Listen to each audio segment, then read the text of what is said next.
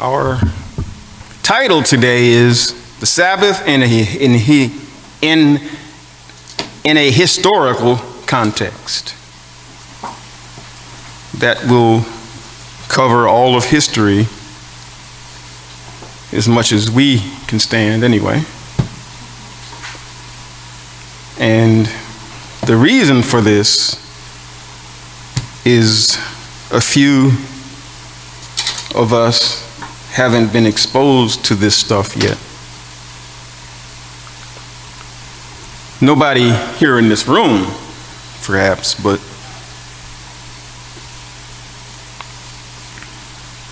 sometimes we are confronted with scriptures that we're told fly in the face of other scriptures. That's not the Bible's way of working things. And we know that. Others don't know that yet. The following verse in Romans 14 is often cited as a reason for keeping the Sabbath on a day of our own choosing, or at least choosing the day in which we personally begin a 7-day week. That verse is Romans, the 14th chapter, the 5th verse.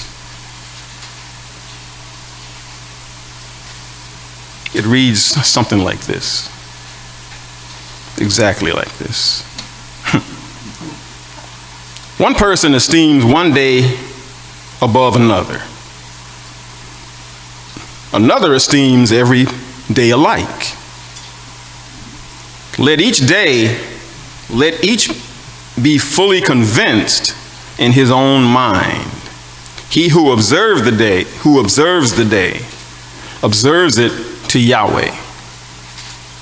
And he who does not observe the day, to Yahweh he does not observe it. We clear so far?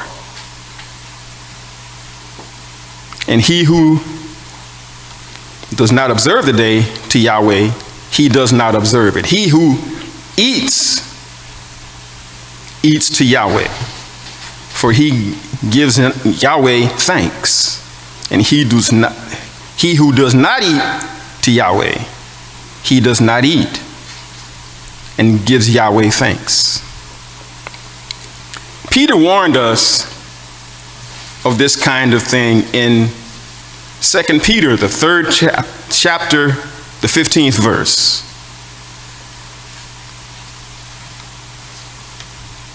Second Peter, the 3rd verse, in the 3rd chapter, the 15th verse.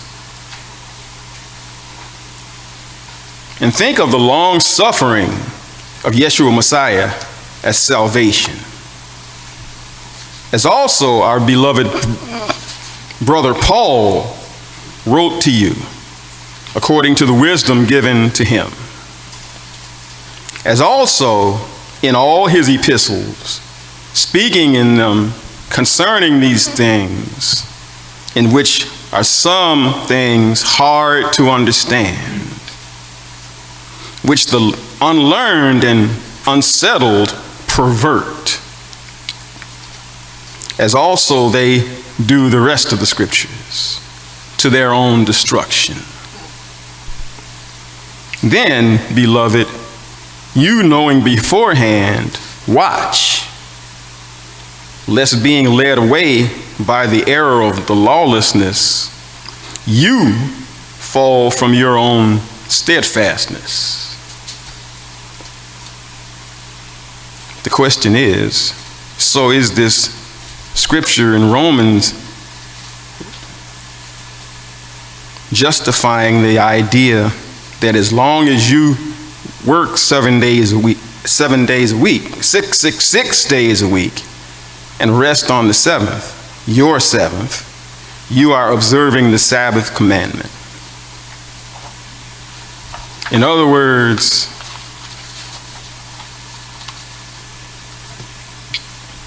is the 7-day cycle that you might see on a calendar, not necessarily a reflection of what Yahweh established in Genesis.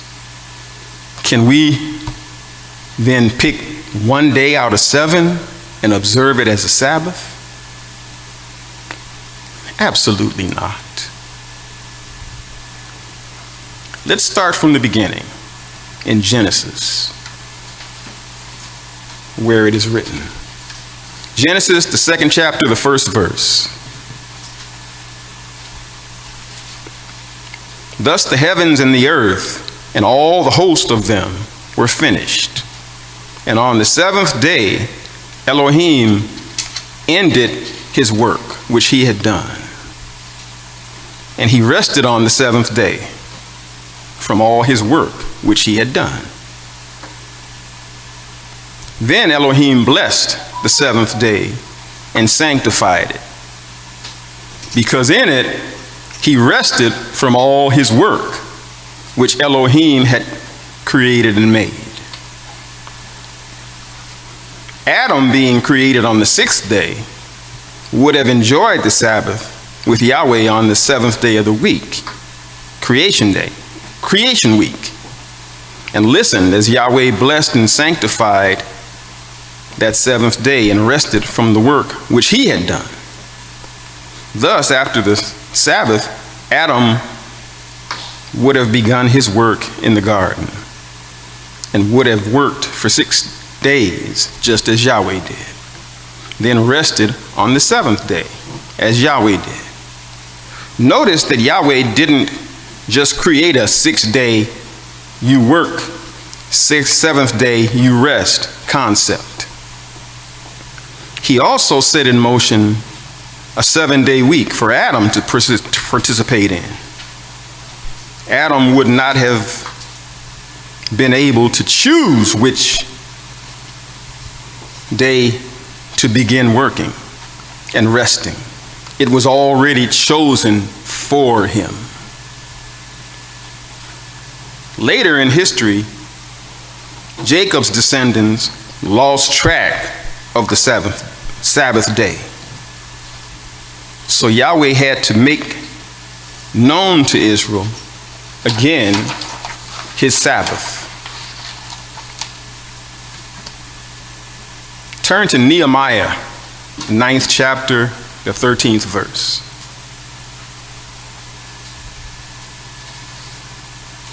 Nehemiah, the 9th chapter, the 13th verse.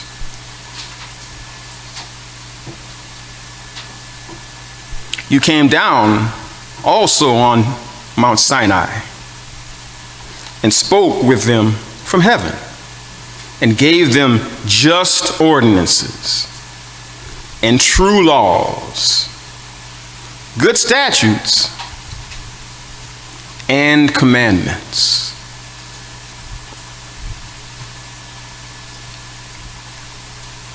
You made known to them your holy Sabbath and commanded them precepts, statutes, and laws by the hand of Moses, your servant. So how did he make them known this Sabbath? Did he tell them to just keep it 1 day out of 7? Or did he again create a 7-day week and expect them to live in it? Before the Sabbath and commandments were ever given in Exodus 20, Yahweh made known of them his Sabbath in Exodus 16. He again instituted the Sabbath as a specific day during a specific 7-day context when he gave the manna for 6 days and withheld the manna on the 7th day. We can find this in Exodus, the 16th chapter, the 23rd verse. Exodus, the 16th chapter, the 23rd verse. Then he said to them, this is what Yahweh has said. Tomorrow is a Sabbath rest, a holy Sabbath to Yahweh. Bake what you will bake today, and boil what you will boil, and lay up for yourselves all that remains to be kept until morning. So they laid it up till morning, as Moses commanded, and it did not stink. Nor were there any worms in it. Then Moses said, "Eat that today, for today is a Sabbath to Yahweh. Today you will not find it in the field." Verse 26. 6 days you shall gather it, but on the seventh day, which is the Sabbath, there will be none. Now it happened that some of the people went out on the seventh day to gather, but they found none. Yahweh said to Moses, "How long do you refuse to keep my commandments and my laws? See, for Yahweh has given you the Sabbath. Therefore he gives you on the sixth day bread for 2 days. Let every man remain in his place. Let no man go out of his place on the seventh day." So the people rested on the seventh day. It was in this context that he gave the 10 Commandments in Exodus 20. There was no question in the mind of Israel as to whether or not there was a specific Sabbath day during a specific 7-day pattern that Yahweh established.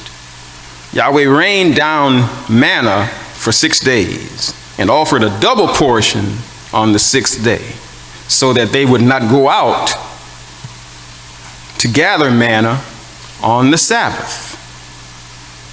Pretty clear, I say anyway.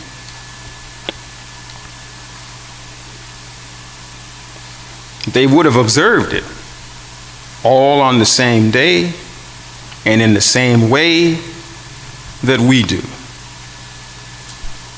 When an Israelite tried to work on the specific day that Yahweh said to rest, he let them do it. Nah. Read Numbers, the 15th chapter, the 30th verse, and it reads a little bit different than that.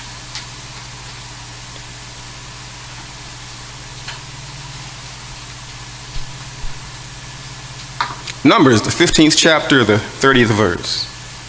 "But the soul that does aught presumptuously, intentionally, thought about it before you did it.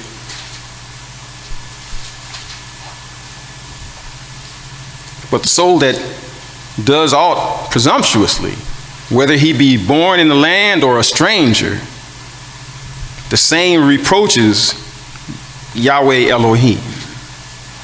And that soul shall be cut off from among his people, because he has despised the word of Yahweh Elohim and has broken his commandment. That soul shall be utterly cut off. His iniquity shall be upon him," not his father, on him. "And while the children of Israel were in the wilderness, they found a man that gathered sticks upon the Sabbath day. And they that found him gathering sticks brought him unto Moses and Aaron, unto all the congregation, and they put him in ward." And that's kind of like jail until they decided what to do with him. "And they put him in ward, because it was not declared yet what should be done to him. And Yahweh Elohim said unto Moses, The man shall be surely put to death. All the congregation shall stone him with stones outside or without the camp. And all the congregation brought him without or outside the camp and stoned him with stones, and he died, as Yahweh Elohim commanded Moses. No one was allowed to choose when they begin their work week. Has anyone heard the rumors out here now about the world going back to the mandatory Sunday laws again? I have heard it. I've been hearing it for a while. But all of a sudden, in this pandemic, it all of a sudden comes around again. Always he does this before he does something in his name. Him, I'm talking about. Not him. That's to scare those people that are constantly scared anyway. That's his biggest weapon, fear. Always has been. But anyone who reads the book regularly knows about this anyway. This shouldn't be any more than proof for anyone who has been keeping Elohim's holy days for any amount of time. More to the point though, Yahweh Elohim gave this pattern for his people initially for 40 years. But the expectation was that this would continue to be the pattern after the 40 years in the wilderness were done. When explaining to Israel how to count to the Pentecost, he said this in Leviticus, the 23rd chapter, the 15th verse. Leviticus, the 23rd chapter, the 15th verse. And you shall count for yourselves from the day after the Sabbath, for the day that you brought the sheaf of the wave offering. 7 Sabbaths shall be complete. Count 50 days to the day after the 7th Sabbath. Then you shall offer a new grain offering to Yahweh. He gave them the pattern for a count to Pentecost on the Feast of Weeks.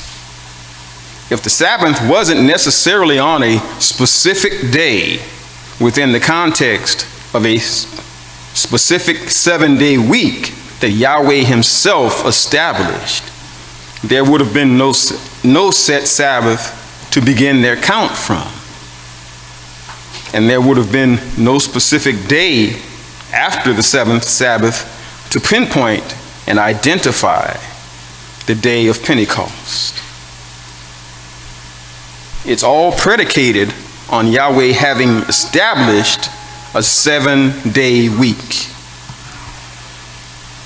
that he is expecting us to live in and observe, with the final day of that week being identified as the Sabbath. This is simple stuff to us, but others go along with the world. He even had them doing special offerings of some animals on the Sabbath. Numbers, the 28th chapter, the 9th verse. Numbers, the 28th chapter, the 9th verse. And on the Sabbath day, 2 lambs in their first year, without blemish, and 2/10 of an ephah of fine flour as a grain offering, mixed with oil, with its drink offering. This is the burnt offering for every Sabbath, besides the regular burnt offering with its drink offering. These offerings ended when Yeshua went onto the cross and died. But that doesn't say that these days ended also at that time. Many try to say this also, and they're wrong. If there wasn't a specific day in a specific 7-day week pattern that Israel was still participating in, there would have been mass confusion as to when to do the special offerings of sacrifice that were commanded to be done on the Sabbath. Later in the book of Nehemiah, there were people trying to bring things into Jerusalem to sell them on a specific day, identified as the Sabbath. Nehemiah, the 13th chapter, the 15th verse.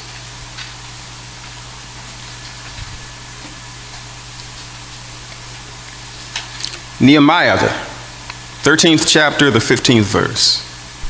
In those days I saw people in Judah treading wine presses on the Sabbath, and bringing in sheaves, and loading donkeys with wine, grapes, figs, and all kinds of burdens, which they brought into Jerusalem on the Sabbath day. And I warned them about the day on which they were selling provisions. If it was permissible to just pick one day out of 7, this would not have been a problem at all. After all, some people might have been keeping the Sabbath on a different day altogether, and they may have wanted to buy something. And in this case, all of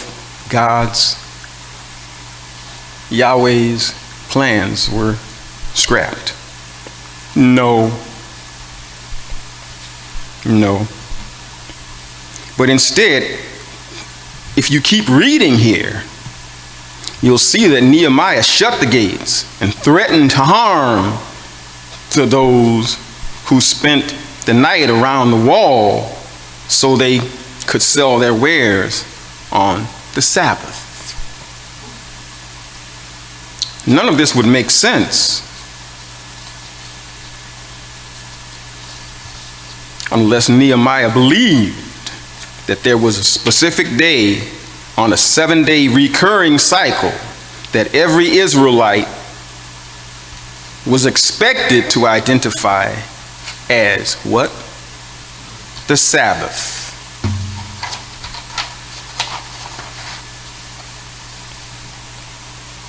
This continued to be a practice in the first century church. Many say that Jesus didn't keep those holy days. And I turn them to Luke, the 4th chapter, the 16th verse. So he came to Nazareth, where he had been brought up, and as his custom was. What is it, custom? Something you do on a regular basis. As his custom was, he went into the synagogue on the Sabbath day and stood up to read. The he was obviously Yeshua the Messiah. And his followers and most Jews kept the Sabbath, and this continued after his death. Luke, the 23rd chapter, the 55th verse. And the women who had come with him from Galilee followed after, and they observed the tomb and how his body was laid. Then they returned and prepared spices and fragrant oils. And they rested on the Sabbath according to the commandment. Again, a specific day within the context of a 7-day week that Yahweh himself established. Then we see the apostles followed the same pattern after his death. Acts, the 13th chapter, the 14th verse. Acts, the 13th chapter, the 14th verse. But when they departed from Perga, they came to Antioch in Pisidia, and went into the synagogue on the Sabbath day and sat down. They were just sitting in there for a little minute to show their faces. No, they're more than that. And after the reading of the law, form and function of the Jewish service, and after the reading of the law and the prophets, the rulers of the synagogue sent unto them, saying, Ye men and brethren, if you have any word of exhortation for the people, say on. This was something they did every week. Anything that they knew of in the surrounding areas from the ecclesias of the day, and a lot of the people weren't in the Jewish synagogue. They had house churches and such all through the area.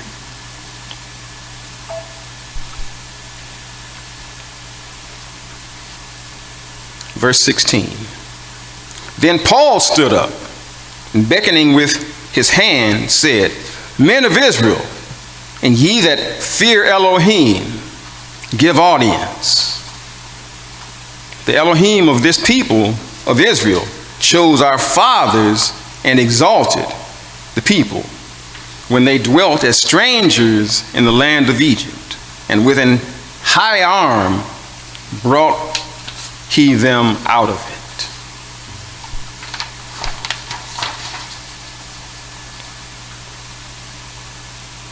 And there's more to read there, but we don't have time now. Acts, the 17th chapter, the first verse.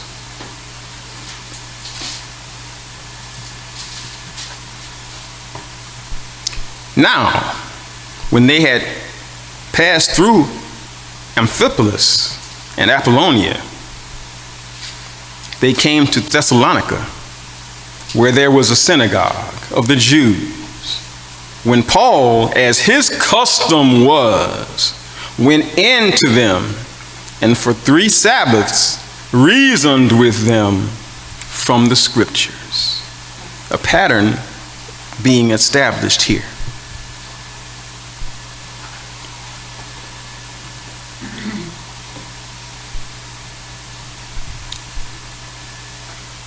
Need more? Go down to Acts, the 18th chapter, the 4th verse. And he reasoned in the synagogue every Sabbath, and persuaded both Jews and Greeks. If the Sabbath were not on a specific day in the context of a specific week that Yahweh himself established, there would have been no specific day of a specific week that Scripture would identify as the Sabbath. From one end of the Scriptures to the other, there is zero indication that anyone was permitted to choose which day he would keep as the Sabbath. We see a consistent pattern all through Scriptures, from Genesis to Revelation, that there was a 7-day week that Yahweh established from the very beginning. And as a reflection of Yahweh's image and memorial to his creation, Adam and every human being on the planet is expected to submit themselves to that cycle that Yahweh established in the very beginning. where he identified a specific day in the 7-day cycle as the Sabbath. We know that the Messiah rose from the dead at the last moments of the 7th-day Sabbath. The interpreters of the Bible mistakenly said the first day of the week because of a Catholic rendering of the day. But nowhere in the Bible does it say that days begin and end at midnight. That was their mistake. If anyone could decide when the first day of the week was, we have no real time frame of when the Messiah ascended into heaven to the Father. The events of the Bible do place it after the Sabbath, but doesn't say definitively when it was, at what part of the first day of the week. For Scripture to say that it happened on the first day of the week would be useless. Whose first day of the week was it? Was it Peter's? Or maybe Matthew, who recorded it? Which one recorded it improperly? We have enough information here to figure that one out for ourselves as far as the fact that it was wrong.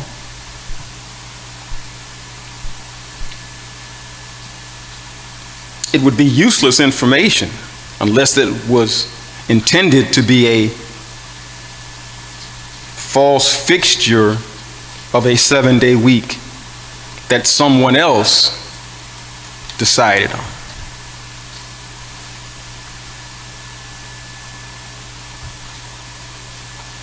Yahweh himself established, and all the world is to abide by his Sabbath day.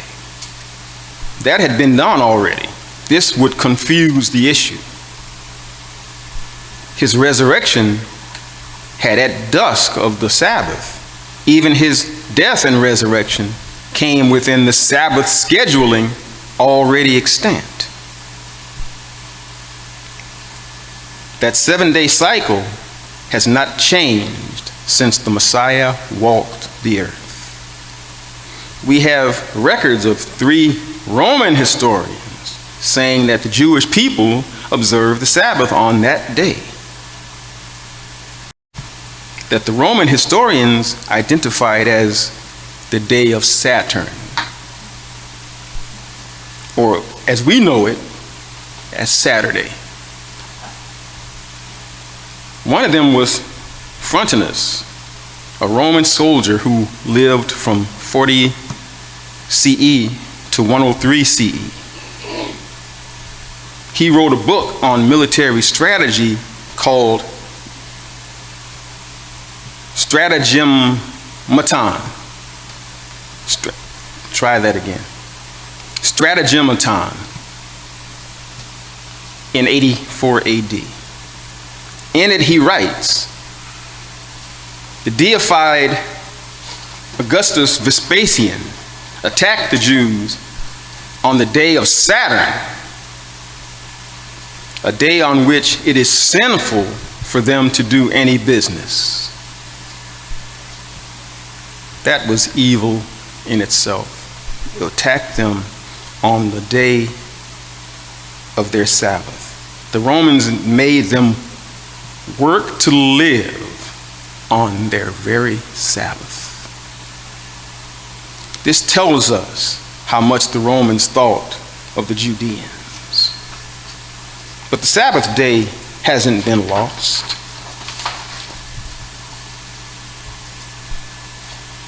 After the 70 AD invasion, Jews were scattered all over the world. In order for the Sabbath to have changed between then and now, all the Jews around the globe would have been awakened one day and simultaneously changed their Sabbath to a different day, all without a trace of evidence of an event that would have, to my mind, shaken their worlds apart. Something would have been written about it somewhere if it happened.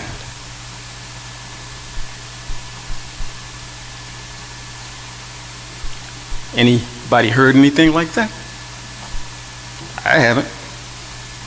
Besides, Christianity was quite certain to have kept track of the first day of the week so that they could keep their Sunday.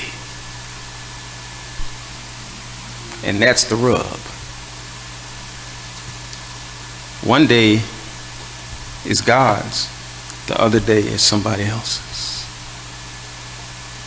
And I won't say any more than that for that right now, because that's a whole other sermon. And I have it up here somewhere, but I wasn't planning on giving that one today. History shows that the 7-day cycle has not changed since the first century. And since the Messiah kept it on the correct day, along with the Jews, I don't have to go back any further than that. And really, I don't have to go any further today. Most of everything else that's here is repeating the same stuff over and over again. The only thing that I might say something about, though, this chapter, Romans the 14th chapter, the 5th verse, the chapter is said to be about doubtful things. Commandments of Yahweh are not doubtful things, especially when Yahweh writes them with his own finger. Yahweh Elohim does not make mistakes. We do. In order to believe that Romans, the 14th chapter, the 5th verse, is talking about the Sabbath, we would have to inject into the text things based on a preconceived belief. We cannot use Romans 14 alone as his basis for setting aside the Sabbath, as some do.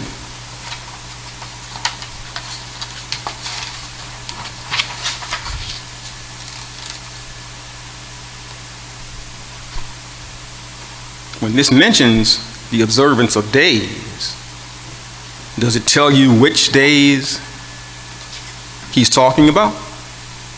No. It doesn't say Sabbath. Thus, we should not emphatically say Sabbath either. We must remember that we are listening to one side of a phone conversation, assuming the other side said something about the Sabbath. That's wrong.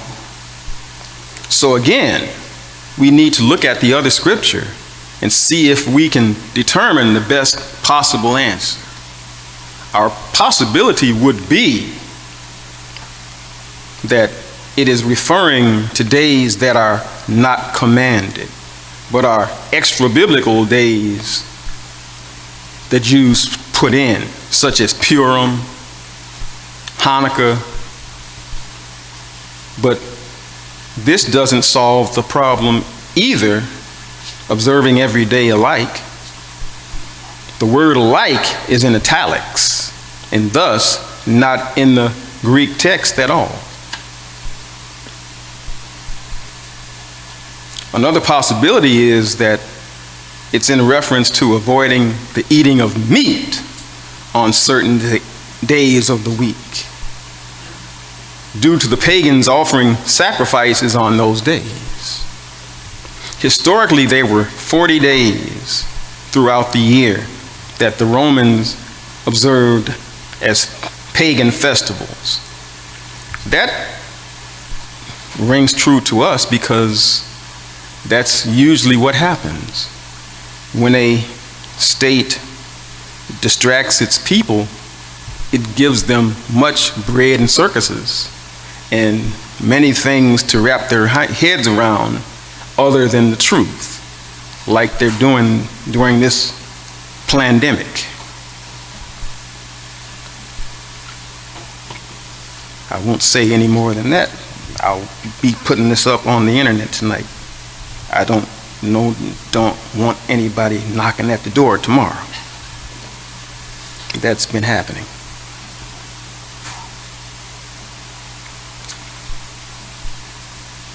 Thus, there would be a greater likelihood that the meat in the marketplace would have been flooded with foods offered to idols. Thus, some may have chosen to avoid eating foods from the meat market because of this.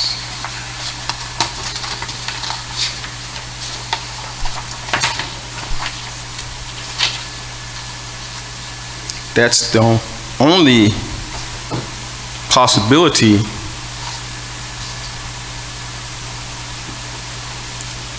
of an underlying thing about this verse. Nothing else there, even in the Greek, puts this solely on the Sabbath. Let's read it one more time. Romans, the 14th chapter, the 5th verse. One person esteems one day above another. Another esteems every day alike. Let each be fully convinced in his own mind. He who observes the day observes it to Yahweh. And he who does not observe the day to Yahweh, he does not observe it. Catch that. That's tricky. He who eats to Yahweh, for he gives Yahweh thanks. And he who does not eat to Yahweh, he does not eat and gives Yahweh thanks. Why? He's not doing this to Yahweh. He's actually talking about a person that does something not even in adjustment in any way to the correctness or incorrectness of Yahweh's laws at all.